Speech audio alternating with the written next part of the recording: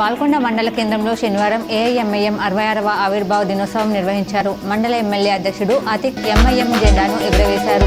కార్యదర్శి వాజిద్ తదితరులు కార్యక్రమంలో పాల్గొన్నారు. బోధన్ పట్టణం నడియూరు హనుమాన్ సమేత శివ పంచాయతన స్థిర విగ్రహ ప్రతిష్టాపన అంగరంగ వైభవంగా జరిగింది. భక్తులు వేల సంఖ్యలో పాల్గొన్నారు. శ్రీ శ్రీ శ్రీ హంపి పీఠాధిపతి జగద్గురు శంకరాచార్యులు హోమం నిర్వహించారు.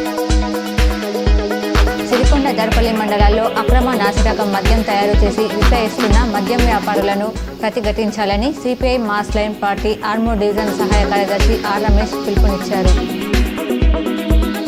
పోలియో రహిత సమాజం కోసం ప్రతి ఒక్కరూ కలిసికట్టుగా కృషి చేయాలని నిజామాబాద్ జిల్లా వైద్య ఆరోగ్య శాఖ అధికారి సుదర్శనం వెల్లడించారు. ఈ నెల 3, 4, 5 తేదీల్లో నిర్వహించనున్న పల్స్ పోలియో కార్యక్రమాన్ని విజయవంతం చేయాలని పిలుపునిచ్చారు. దిచ్పల్లి మండలంలోని నడిపల్లి గ్రామంలోని గ్రామ పంచాయతీ ఆవరణలో కాంగ్రెస్ పార్టీ 6 గ్యారంటీలలో 4వ గ్యారంటీ అయిన గృహజ్యోతి పథకాన్ని రూరల్ ఎమ్మెల్యే భూపతి రెడ్డి ప్రారంభించారు. ఆర్మూర్ మున్సిపల్ కార్యాలయంలో మాజీ స్పీకర్ దుద్దిల్ల శ్రీపాదరావు జయంతి ఘనంగా నిర్వహించారు. ఆర్మూర్ మున్సిపల్ పరిధిలోని పెరికిట్లో ఏఐఎంఐఎం ఆవిర్భావ దినోత్సవ వేడుకలు ఘనంగా నిర్వహించారు.